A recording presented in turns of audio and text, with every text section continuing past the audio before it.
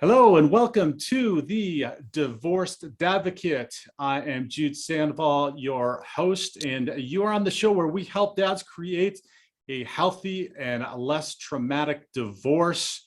I've got a phenomenal guest today that you're in for a treat with. But before we get rolling and before I introduce her, I just wanted to give you a brief show note, and that is that the divorce quiz is still up and live on the website at thedivorceadvocate.com. Check it out. It will give you a great opportunity to gauge where you are at in your divorce or post-divorce based upon other people who have gone through divorce. It'll give you just a good baseline and help you out. And if you want, we can get together and talk about those results. So check it out at the Divorce Advocate and the tab Divorce Quiz.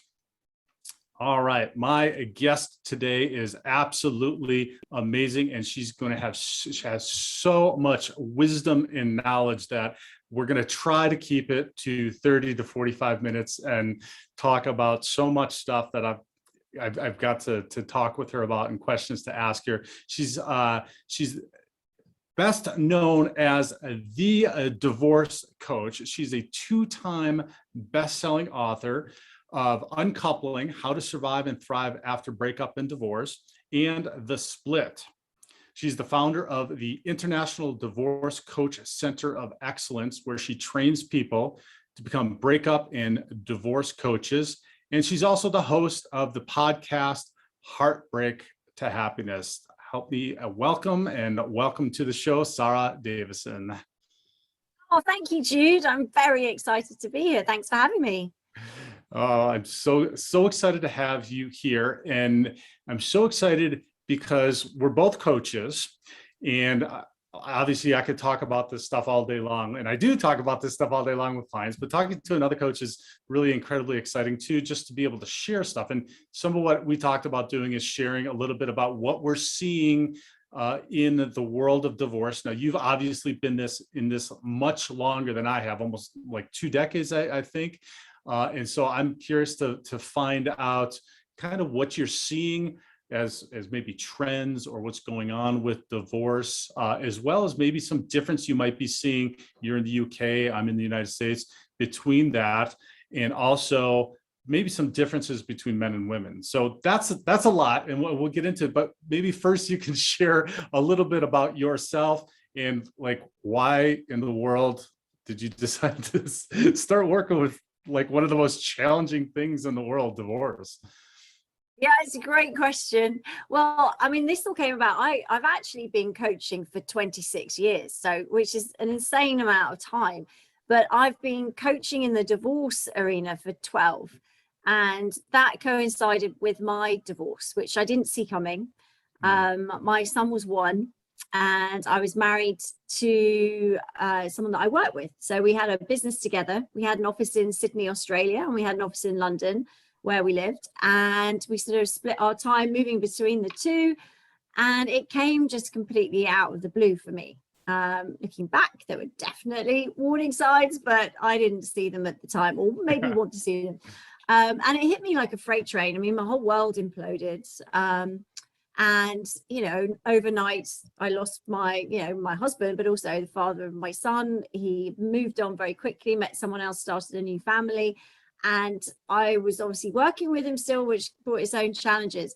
And I was like, wow, if I'm struggling to cope, and I've been coaching at this point, I've been a coach for about 15 years, maybe more now. And I was like, how does everybody else cope with this? This is so much more devastating than I ever imagined divorce could ever be. And so I decided that I would put a program together by combining my coaching skills that I'd accumulated with the divorce world that I was thrown into, not really understanding what was going on. The jargon was different. They were stripping out all the emotion. It was such a scary world to be in, and there was so much uncertainty. Like, what would I do for a career? And that was my business, was my life. So it's a very unsettling time. But I decided to combine these skill sets that I had with this process to put together a program to get me through, because I was in a mess. So I tried and tested things for quite a long time. My divorce was pretty tough. It was quite acrimonious and went on for 2.5 years, ended up in a 5-day trial in the high courts here in London. So Wow. I went through a lot. I pretty much saw everything that could possibly happen and lived it and breathed it. So having gone through that, my lawyer said to me, wow, you've coped really well. Could you speak to some of my other clients? They're not doing so well. So I ended up speaking to a few different women and realized that what I sort of put together for me to help me and my son through it actually could work for other people. And I decided that I didn't want to go through that trauma just for me. I wanted to then turn it into something positive that could help others. And that's what I did. So I wrote my first book that you mentioned, Uncoupling, and it was a bestseller. And then I did my first retreat, and then the press in the UK got hold of it. It was in the Daily Mail. And once you're in the Daily Mail, that was it really. Kind of took off. And yeah, I haven't looked back since. And because there's such a need for this work, and it's, just the demand is huge. Now I train other people to do the same thing. So yeah, it's been a bit of a journey, but I love it. I love it so much. Wow, that's amazing. And so I got to say now, congratulations, because you have like the most challenging divorce and time period and how long it's taken, because like mine took, I think, 18 months and it went to trial. Also, wasn't 5 days, it was 1 day, but 18 months. And so like yours is way more than anything that I've ever heard. So I don't know that you actually want that certificate. I don't know if I want the kudos for that, but yeah, it definitely gave me the experience that I needed to do this job anyway. Right, which is phenomenal. And I'm sure when you're sitting with clients like I am, that you can feel that you know the feelings that they're going through, because it's chaotic, like what you just described, like what's going to happen and what's going on and how, just there's so many things. We only hopefully go through this one time, right? Ever. But just going through something one time is so hard. Imagine the first time you did anything like walking or anything else. You don't know what you don't know, and it's very, very difficult and challenging. So that's an amazing story. So let's chat a little bit about what you're kind of seeing in the world of divorce, having been in this. So the coaching for 20 plus years, 26 years, but the divorce for the last 12 years. Are there any trends that you see that are kind of changing in divorce?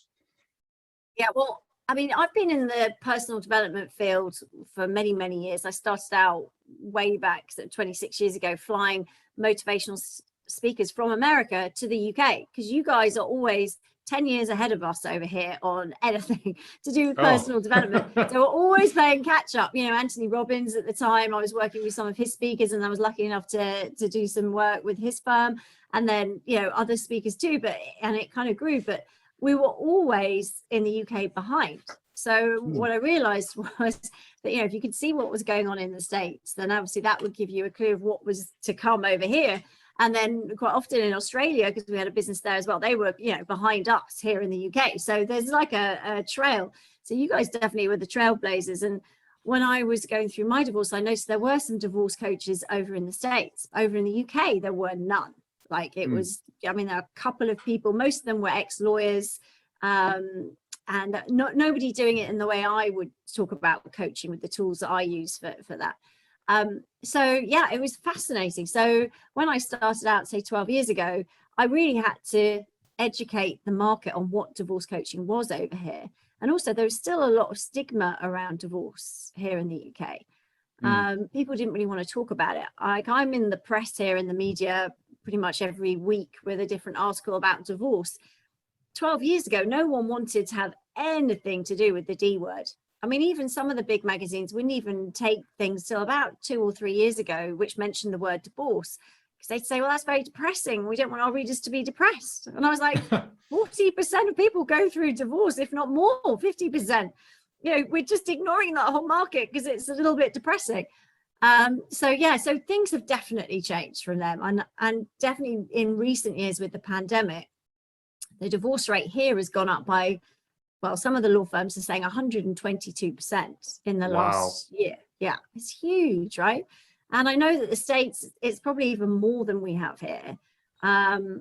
So yeah, I mean, I've definitely seen a rise in people asking for help, a rise in awareness of what we do. And instead of maybe family lawyers saying, right, to their clients, you should go to therapy, there's people are realizing that divorce coaches, we're specialists. We can really understand the process. Most of us, I mean, I think I've got over 200 coaches in 15 different countries who are training with me.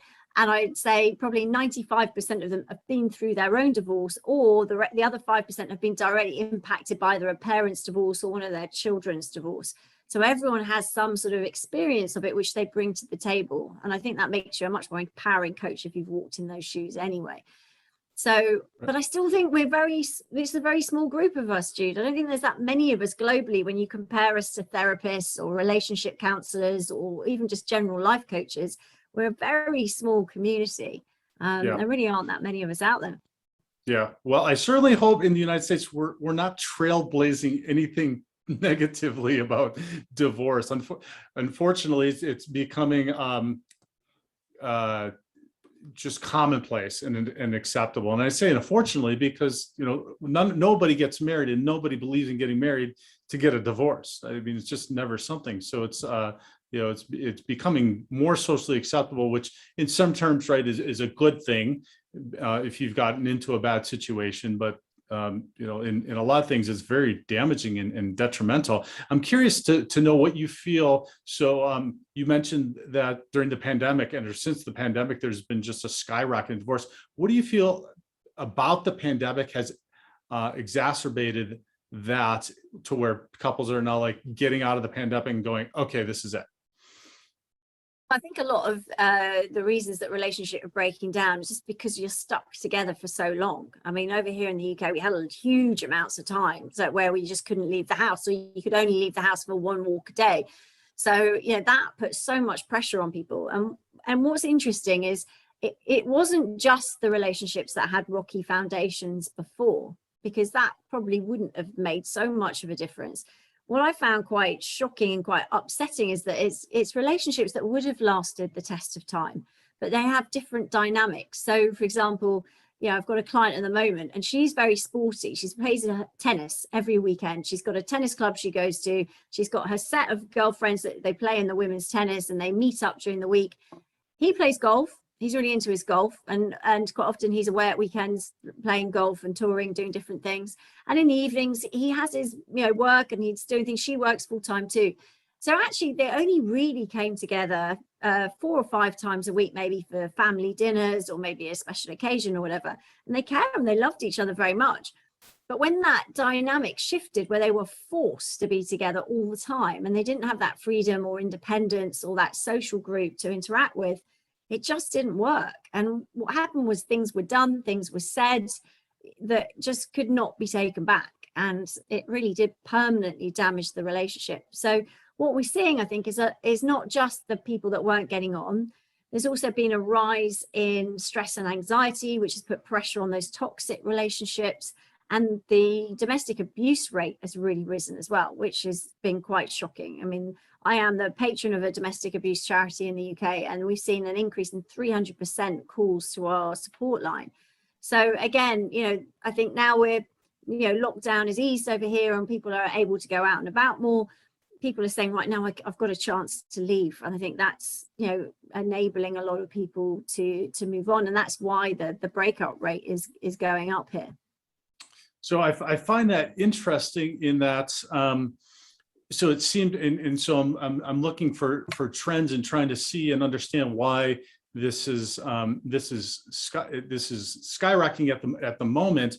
And it seems what you're describing to me is that perhaps people hadn't spent as much time in the process of developing a foundation in their relationships. And obviously it's easy for us as divorce coaches looking back, our hindsight's 2020, right? Looking and saying, oh, well, you didn't do this, you didn't do that, et cetera, et cetera. Can you salvage it? Yes or no? But it seems for me that it's there's not this process around dating in courtship that there used to be. And when I say used to be, I don't mean just 10 years ago or 20 years ago, like maybe 30 or 40 years ago, where it was involved, family was involved. There was more to it than just like, hey, let's get on an app, hook up for like a drink, see what happens, and then we're, off to the races. Yeah, I mean, I think dating is very much changed. But I mean, there's a lot of positives to it as well, in a way that before, you had to go out, you had to literally go to bars, you had to socialize, you had to go out and actually meet people, which meant that there are only a limited amount of people that you would ever come into contact with. Now, I guess it's open up to a lot more. And some people will be listening going, yeah, freaks and weirdos, Sara. Yeah, well, yeah, there's more of them too, for sure. You just have to sift through, right? But I think if you can work with a coach to get really clear on what it is you want, which I think a lot of us know, like it might be, short, blonde, blue eyes, tall, dark, handsome, must be, it's sporty, or, a lot of us know that. But do you know what you need from a partner? Now, this is where you get to learn the lessons and bank them from your past relationships, which maybe didn't work out so well for you, and really sort of think, right, okay, maybe I need someone that is open about their emotions, or who can pick me up when I feel bad, or can spend quality time with me, or is honest, or is kind, or whatever it is for you that you've learned from the past that you must have, right? It's a need in a relationship, because I think quite often we don't think about that. We think about personality, interests, hobbies, which are all great as well, but you've got to put in what you need and what you've learned from the past to make sure that that relationship is really going to put you in the best chance for success. And then I always say to my clients, and then after you've worked that out, you've worked out what you want and what you need from a partner, we've got to have your safety net there, which actually protects you and enables you to sort of hone your radar, if you like, to sift out those people that aren't relevant or aren't suitable or are destructive for you. And that is a list of up to 5 must not haves. So these are things that are absolute deal breakers that you cannot tolerate, because either it violates your values, your morals, or you just know you just can't tolerate it. Whether it's maybe something like smoking, could be they have kids and you don't want somebody with kids. Right. It could be rudeness. It could be, drugs or alcohol. It could be anything, but up to 5. And what that does is it gives you that protection, so that once you get to know someone, whether it's a drink you're out for, or you're WhatsApping them, or you're on the phone to them, and it comes up, that's it. And it's not, oh, well, maybe she'll change if I get to know her, or, maybe if she knows me, she's not going to be that person anymore. It's deploy your parachute and get the hell out of there immediately. Okay. Right. Because we don't want to put ourselves through that again. So it's about putting those safety nets so that you can go on those dating apps, but you get better at filtering, so you end up with the better prospects, I suppose. Yeah.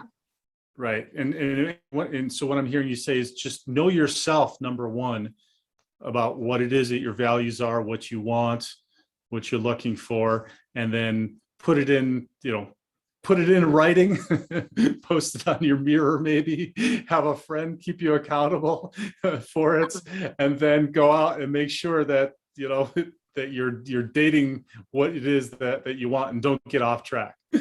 Absolutely. Yeah. I mean, having a friend there as well to, I think it's always good. I mean, some people have divorce parties now, don't they? And I think they're great as long as they're not sort of voodoo dolls and sort of, bad mouthing the ex. It's a good chance to sort of say, right, guys, I've got all my friends and family who've supported me through this horrible time. I want to thank you. And it's nice to say thank you, because quite often we don't ever take the time to say thanks for being there for me. I really appreciate it. But then also saying, right, here's my plan. Here are the things I'm going to go out and do now. Here are the standards I want you to hold me to. And here's what I'm looking for in a partner, or for this. And these are my safety nets. So you really kind of put it out there so they can help you and hold you accountable too, as you say. Yeah. That's awesome advice for anybody listening or just starting to get back into that dating world again after a divorce. So that's amazing. Your website has, and you in general have, just a ton of awesome resources, and I'll encourage anybody listening to check out the website. And forgive me, I don't remember the website address. My name's Sara, just Sara, and then Davison with 1 D, Davison.com, SaraDavison.com. Okay. Yeah. SaraDavison.com. Check it out. There's all kinds of resources, but the resource I wanted to ask you, you mentioned a couple of times about the process that you've created, and the process that you take clients to, and the process that you had developed from going through this with yourself and with your son. Can you describe that a little bit to us? I mean, the thing is, Jude, as you know, like everybody is different, right? I mean, I've had 3 different clients in the last week who all were left by their partner for somebody else.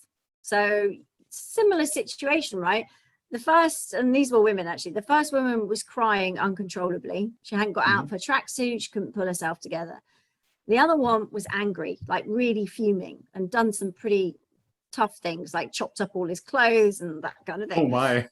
Yeah, really angry behavior, you know, refusing to sign any paperwork or move things forward with the lawyers because she was just so angry.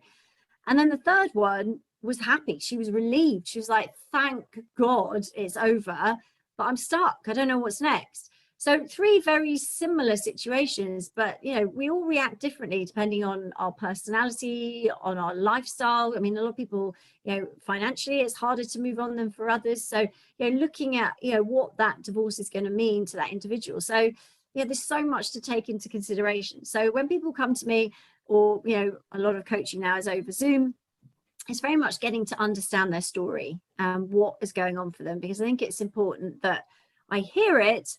But for me and the coaches that I train, the difference with us and how we work is that you tell your story once, because you must see this, Jude. A lot of people get stuck in the sad story, and I'm not diminishing how sad it is, because some of these are horrific and tragic and just, you know, a real tsunami through your world. But if you keep talking about it, you're going to keep anchoring yourself back to those situations, which is going to make you feel bad all over again, because your brain doesn't know the difference between it happening right now when you're talking about it or it being something from the past. So all it remembers is, oh, I know how this makes me feel. It hurts here. It makes me feel sick, or it makes me upset, or it makes me angry. So you're just reliving all that. So we're very much encouraging our clients to tell the story in the first session, which is why first sessions tend to be a bit longer.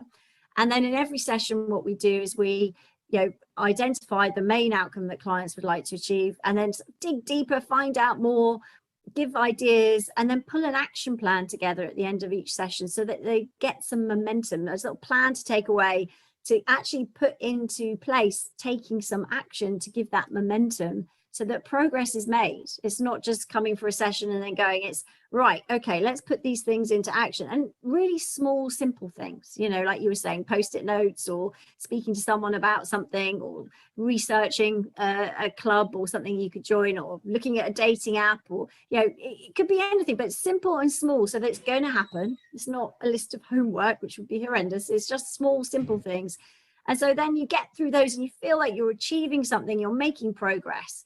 So that, I think that's really important. So yeah, I mean, that's kind of the formula, but obviously it depends. Everybody's different, and it's taking into account what specific is going on for that person and how they are responding to that situation. Right. Do you see a difference in men and women in how they react initially to a divorce? And that could be different whether they're the ones that filed or they're the ones that received the papers, and then how they go about the process. Because you described to me, you know, a woman crying, or, you know, one angry, one happy. And I see the same thing with the men that I work with. It really just depends. And some of them are just broken and upset and crying. And some are very, very angry, right? Especially if they've been served and it was a complete surprise. Do you see a difference? No, I mean, I don't like to generalize, because I think everybody is different in their own individual. I mean, what I found in the past was that men were less likely to ask for help than women. I think women tend to be more used to talking openly about their feelings. Not everybody, but it generally. But now I think that's pretty much evened out. I think, you know, coaching as well is maybe a little bit more attractive than therapy, especially over in the UK. There's still a little bit of stigma around the therapy, whereas you have a business coach, a football coach, a personal trainer in the gym. You know, we just kind of slot into that kind of mold now. So I think it's much more open, and I think and everyone again reacts differently, you know. And I think the skill of the coach is to enable them to open up. So that's about building rapport and making them feel it's a safe space to do so. And I think once you get past the first few minutes, what you find is that it all just comes out. And again, all the reactions, as you said, are going to be exactly the same as they would be for women or men, just depending on the personality, the, you know, and the strength of character sometimes, and the lifestyle and all the things that come into it. You know, we all have our own coping strategies for managing different difficult situations. And what you find is we tend to run them unconsciously. So we might have learned them from either watching our mum or our dad. We might have learned them from, you know, people around us that we looked up to, but it was an unconscious thing. And that's what we did to survive and get through. And we've never really challenged that. So quite often, you know, if you're angry, that's because you've learned that that's the best way to get through that in that moment. You're not consciously thinking, right, I choose now to get angry.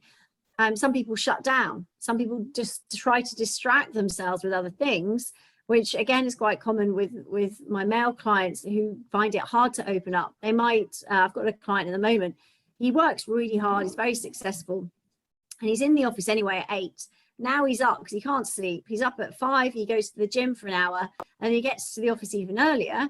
Then he works all day, then he finds anyone to go for a drink with, and if he can't, he goes back to the gym. But that's because he doesn't want to go home. Now, okay, going to the gym sounds healthy, and I guess in some way he's looking great, but ultimately, you know, he's stuffing down those emotions and not facing that. And so that's perpetuating what he's going through. So sometimes you have to jump off that and actually face it when it's safe to do so. When you're in a, you know, with a coach or with somebody that you trust, like a family member, but not running away from it and stuffing it down, because you're only going to take that forward into the next relationship, or it will stop you getting into relationships or be quite damaging to your next relationship. So like you said, it's good to get to know yourself. Yep. And like I was the poster boy for that during my divorce, like looking for all of those, not paying attention to, I call them adaptive behaviors, all of my adaptive behaviors that contributed to the demise of the relationship, and then not wanting to deal with it, right? Whether it's working out, I mean, we can hide or numb ourselves from the minute we wake up to the time we go to sleep at night, but doing that. So I guess I would say, being in the difficulty and the pain, if it's feeling uncomfortable, it's probably a good sign for you to pay attention to that. And so if you feel like crying, that's good. You should be crying and paying attention to what's coming up. Or even if you feel like being angry, it's just how you be angry is the important thing. But be angry, do all that. That's good. And on that note, I feel, and this is less an observation as a coach, but as a man, that it's seemingly more acceptable for men to be seeking therapy and coaching, talking about feelings, sharing, and doing that. Do you see that as the same thing? I think there's been a really interesting shift, and I don't know, you know, let me know if you think it's the same in the States. But I mean, I have clients in the States, all over the world, and what I've noticed is that it used to be perceived more as a strength to suck it up and be strong and not talk about your emotions. But things have really shifted. And I think that the men that are, you know, are now perceived as stronger, and the men that are confident to talk about their emotions and express how they're feeling. So there's been, I think, a real shift in culture and society and beliefs to enable men to feel confident enough to do it, because it is a sign of strength. And a man that acknowledges, you know, emotional ups and downs, and can also see that in their partners as well, I think that's a real strength. And I think it's perceived now as from society as a strength. So actually, I think that's been a really lovely shift to see. So it enables men to feel more confident to open up. And interestingly, over the years that I've been training coaches, at the beginning, it was just female coaches coming forward people to train as coaches with me. But actually, in the last 6 to 12 months, we've had a lot more men come forward, because again, I think there's a real need for male coaches in this industry. I think there's not enough. I think there's a lot of female coaches, but what I found with my female coaches is a lot of them won't coach men. There's only a few of us actually out of 200 that actually work with men and women. And so it's a really interesting gap in the market. And I think that, you know, a lot of men like to be coached by men. So I do think there's definitely been a shift. And I think that strength is coming through, and that it is, as you said, a lot more acceptable for men to talk about how they feel. Yes, I agree wholeheartedly that it is definitely a strength, and a strength that men are learning slowly, because we learned how to be stoic, right? It was a Yeah. learned way, and there's a time and a place for men to be stoic, and it's an important I don't want to, it is a philosophy, but an important way in which you can conduct yourself that can be positive. So, but it can also be a negative, just like any of the emotions, right? Just like anger can be a positive, can be a transformative in a relationship, but it can also be destructive as well. So, I agree 100% that men are starting to learn that, and we need more men talking about that and how to do that, how to deal with those adaptive behaviors, how to deal with those emotions when they come up, what to do with them, and then how to move forward with that in a more healthy manner. So, but yeah, and I think a lot of the women I coach, the clients, are looking for men that are more emotionally open and intelligent and able to, be more aware, not only of their own, but also of theirs. So I think that is definitely something that's shifted now, and women are more looking for men that they can have those emotional conversations with. Right. And for those listening, it's not like that we're just emoting. It's just like you're having a real conversation about feelings. You're just like you would be conveying anything about any important topic. Your feelings, and each individual's feelings, are really important to talk about, just like you would have a money conversation, or you would have a sex conversation, or any other conversation in a relationship. That having these feelings in and around, and feelings are part of some of those conversations also, but having those is important, and being able to lead as a man in having those conversations is incredibly important. And like you said, I think women are very attracted and want a man that not only knows his emotions, but then can convey them, can lead a relationship in a context that let's share what our emotions are and talk about that and how to go forward. But my next question to you, though, is, and Brene Brown talks about this in her Daring Greatly book, is how are women open to that, or are they receptive to that, or are they surprised by that? Because it seems to be, at least my take is that, and Brene Brown mentions this also, that like not all women are ready for that, because they're used to kind of the old style. Well, yeah, but I think what I've seen is that's really changed. And it's not just about having someone who wants to talk about it all the time. Maybe that might be a little bit off-putting if they just want to talk about emotions all the time. It's more being emotionally aware.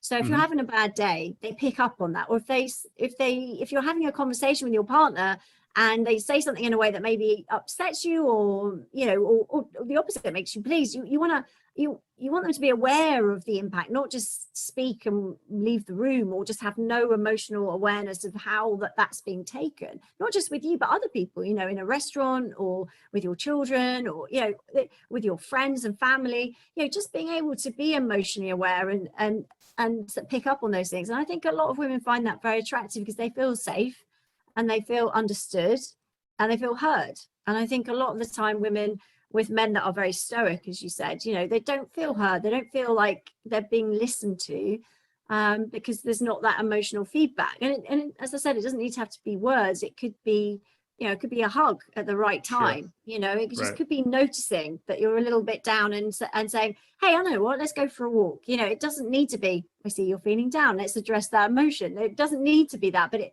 needs to be an awareness to be able to support them through that. And I think, it's something that is very attractive to women. I think it probably always has been, but, I think definitely now many women are valuing that more. And I'm sure men are too, there's a lot of women that aren't emotionally, aware of their partner either. So it's a two-way street. And I think, being able to have these conversations is important. Yeah, absolutely. And that touches on a good point too.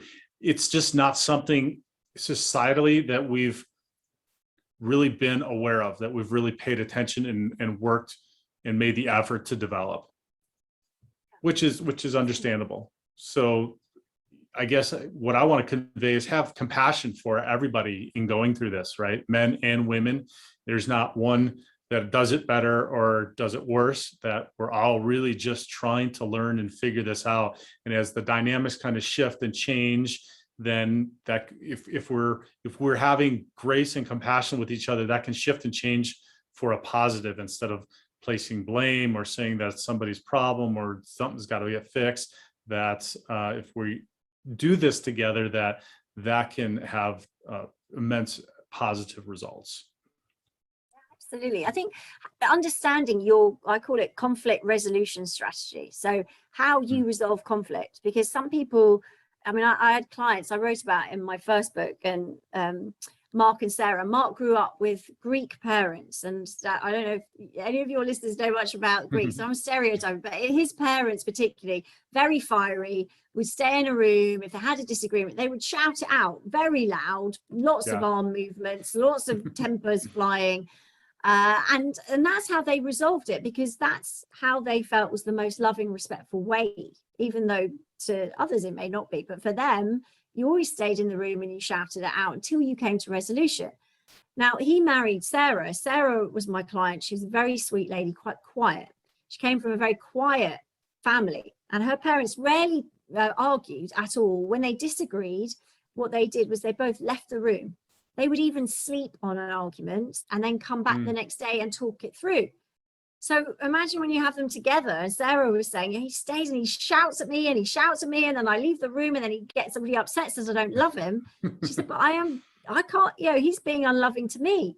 But actually they were both doing the most loving thing, because this was their unconscious strategy of how to resolve conflict that they picked up from parents. Right. And were thinking, well, this is what you do, and then getting really upset by each other's way of doing it, even though each of them were being as loving as possible. They both felt totally unloved by the other. So these things, when you start to sort of shine a light and have these discussions, it's quite fun. You can have these discussions and go, oh my goodness, well, I know I go quiet, and I think I probably do that because I learned that if I stood up for myself, I'd get shouted at even more. So I just learned to be quiet as a kid.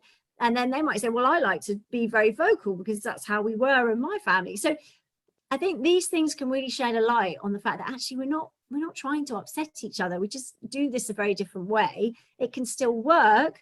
But once we're consciously aware of this, we can do something about it. We can go, oh, we're doing the thing again. Or I know you need a bit more time, so I'm not going to take it as personally. So, okay, even though I don't really want you to leave the room, I accept that you need to do that to then come back. But we won't sleep on it, because I can't cope with that much.